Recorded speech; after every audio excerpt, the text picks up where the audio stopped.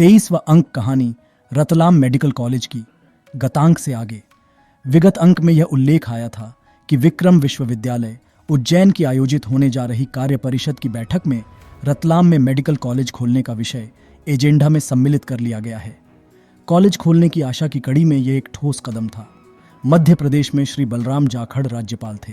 उनसे रतलाम के मूल निवासी इंदौर स्थानांतरित हो चुके श्री अजय चौड़िया से अच्छा संबंध व संपर्क था। राज्यपाल की ओर से विश्वविद्यालय की कार्य परिषद के सदस्य नियुक्त थे।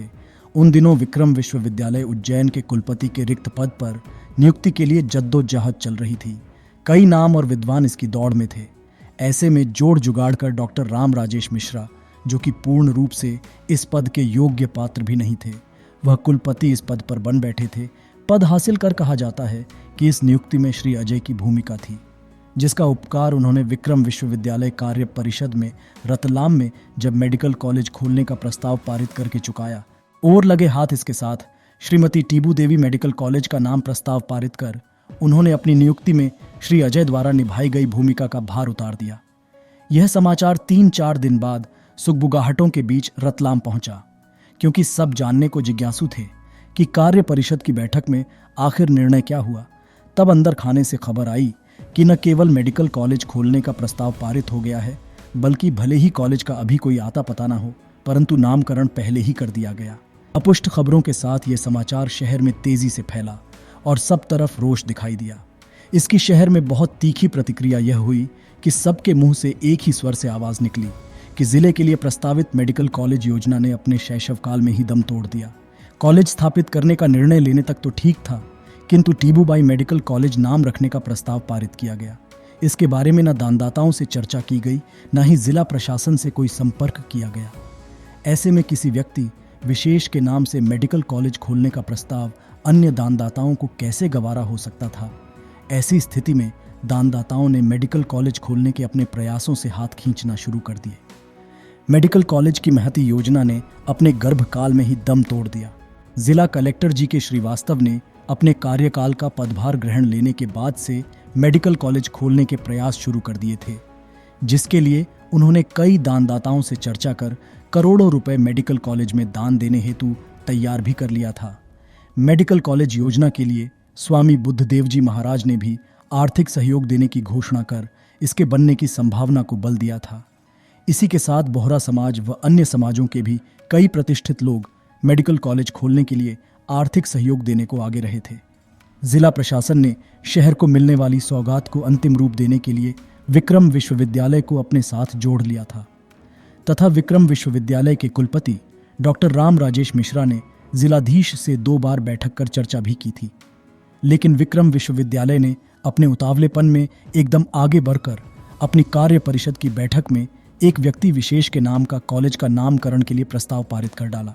दानदाताओं ने नाम के इस विवादों को लेकर पूर्व में मेडिकल कॉलेज के लिए मालवा मेडिकल कॉलेज नाम प्रस्तावित किया था, जो कि सही भी था। इसमें किसी को आपत्ति भी नहीं थी। लेकिन ऐसा न कर व्यक्ति विशेष के नाम का प्रस्ताव मेडिकल कॉलेज जैसी महती योजना को खटाई में डाल दिया गया है। जिले वासियों के लिए लंबे अरसे से जारी इस मांग ने अपना आकार लेने से पहले शिशुकाल में दम तोड़ दिया। इस पर जब जिलाधीश से पूछा गया तो उन्होंने इस प्रकार की किसी भी जानकारी उन्हें नहीं होना बताया, तथा नामकरण के संबंध में उनसे कोई पूर्व स्वीकृति प्राप्त होना भी नहीं होना बताया और अपनी पूर्ण अभिज्ञता जाहिर करी। लोगों की प्रतिक्रिया से जिलाधीश महोदय को बहुत निराशा हाथ लगी। विक्रम विश्वविद्यालय के कुलपति डॉक्टर राम राजेश मिश्रा से जब स्थानीय लोगों द्वारा संपर्क स्थापित कर इस संबंध में पूछा गया कि नामकरण का निर्णय आखिर किस प्रकार पारित हुआ, जिस पर कुलपति का जवाब था कि कमेटी में 60 से 70 लोग रहते हैं, अतः यह प्रस्ताव किसने रखा और कैसे पारित हुआ यह बताया जाना संभव नहीं है। इस प्रकार यह लगभग तय हो चुका था कि किसी व्यक्तिगत नाम से कॉलेज खोलने की स्थिति में कोई भी दान देने को तैयार नहीं होंगे। तब चाहे जिला प्रशासन लाख प्रयास करे, इस मुहिम में लगे लोग किसी को भी यह गले उतारने के लिए सक्षम नहीं थे।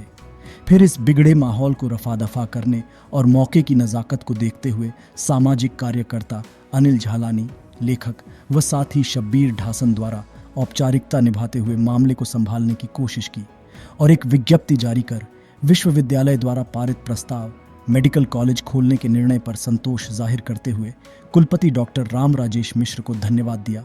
कलेक्टर श्रीजी के श्रीवास्तव का आईएएस अवार्ड पारित हुए लंबा समय गुजर चुका था और उनका पदोन्नति का समय आ चुका था। अब यह सुगबुगाहट होने लगी कि उनका किसी भी समय किसी अन्यत्र स्थान पर पदोन्नति होकर के स्थानांतरण का समाचार आ सकता है। यह समाचार भी मेडिकल कॉलेज के प्रयासों के दम तोड़ने के लिए दुख भरा था।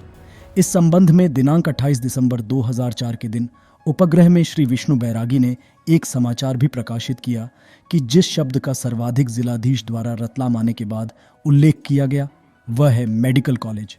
रतलाम में मेडिकल कॉलेज का स्वप्न वही लेकर आए हैं, मगर अब तक की प्रगति के हिसाब से लग रहा है कि इसे स्वप्न के रूप में ही छोड़कर जाने वाले हैं। लिहाजा बचे हुए दिनों में श्रीवास्तव इस अधूरे सपनों को मजबूत आधार प्रदान करें ताकि आने वाले समय में यह सपना मूर्त रूप ले सके। इस प्रकार दिसंबर का अंत आते आते 2000 का वर्ष रतलाम जिले के लिए मेडिकल कॉलेज की संभावना से तथा उसके प्रयास के लिए इतिहास के पन्नों में लिखा गया